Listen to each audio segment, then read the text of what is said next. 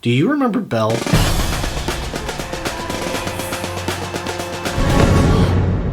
I do. ようこそ You の世界へ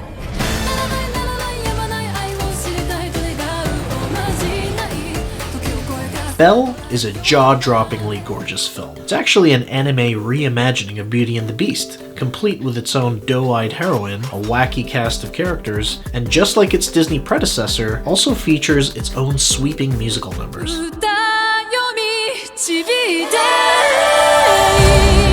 It's a tale as old as time, and this time around, the world of Belle takes place in two different worlds. There's the real world, animated in Studio Chizu's typical style, and then you have the virtual world, represented by a beautiful, vibrant, cel-shaded look. But simply calling Belle Anime Beauty and the Beast is a bit reductive. Here's why. Unlike its predecessors, Belle's modern narrative actually has room for a bit more. It covers grief, connection, social media culture, and self-identity. Belle came out in North America in 2022, and Mamoru Hosoda's fans rallied behind it. And the movie was generally critically well received. So wait, why aren't more people talking about it? Well, 2022 was a pretty awkward time for moviegoing. We were just getting out of COVID lockdown restrictions, so going to a movie theater still felt like a Herculean task. That wasn't so hard. And the fact that we spent the last 2 years relying on the virtual world for work and recreation. Eric, are you there? Yes, teacher, I'm here. I can't wait to start ski Meant that there was a lot of fatigue around the idea of the virtual world. From a personal level, I was already feeling very cynical about not just the future of the internet, but let's face it, the future of humanity. As a result, I had a lot of difficulty resonating with this film the first time around.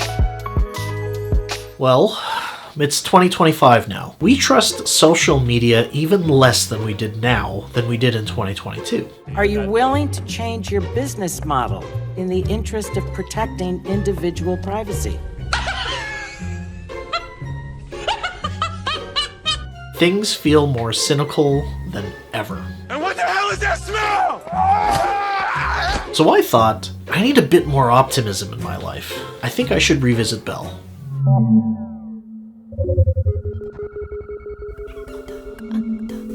Belle follows the journey of a super shy high schooler named Suzu Naito. Her name Suzu actually means bell, as in the musical instrument in Japanese.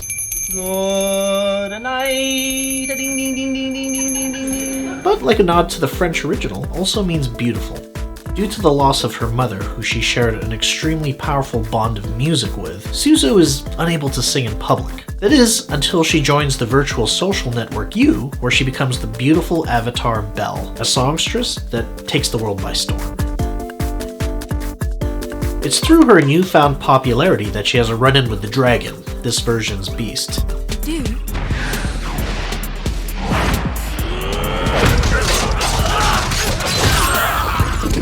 Powerful and terrifying creature avatar, known for its strength and ferocity in the world of You. The dragon's identity is still a mystery, and he's actively hunted by the Justices. Led by Justin, this version's depiction of Gaston. Sensing the dragon's internal conflict, Belle finds herself inexplicably drawn to the dragon and takes it upon herself to discover the source of the dragon's pain.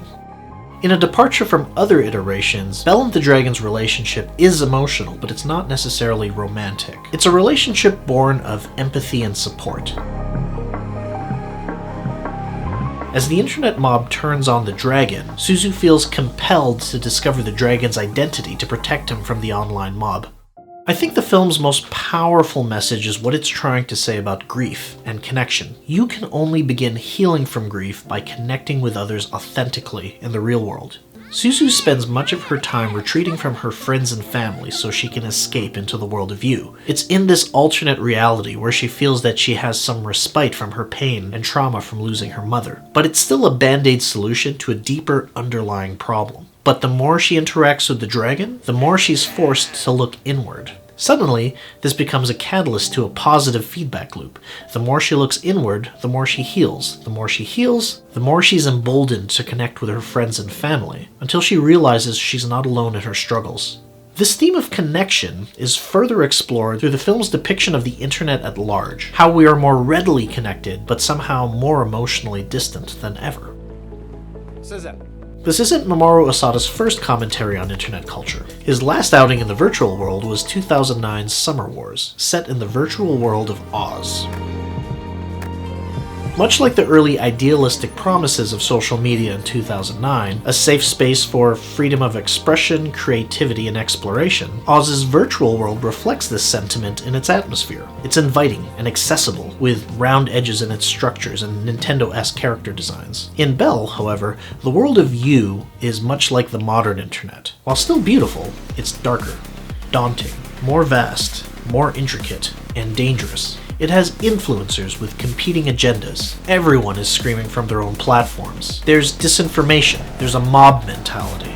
To visually reflect this, You is more rectangular in shape. It's more industrial. It's busier, louder. It's less kind. Hosoda's ultimate argument in this movie is that, despite the internet becoming what it's become, which is to say, more dangerous and more divisive, the need for effortful, positive, authentic interactions with people is still very important.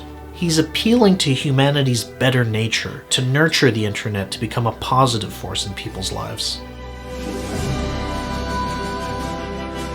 I liked Belle a whole lot more this second time because I felt like I could appreciate its sentiment about connection, especially right now with the world the way it is. There will be dark days ahead of us, no doubt. It's a certainty that we can all count on. It's inevitable. But that's life. Luckily, we still have a choice to make. We can choose to retreat into the dark, alone and untethered. Or we can choose to be a light. In the end, it's up to you.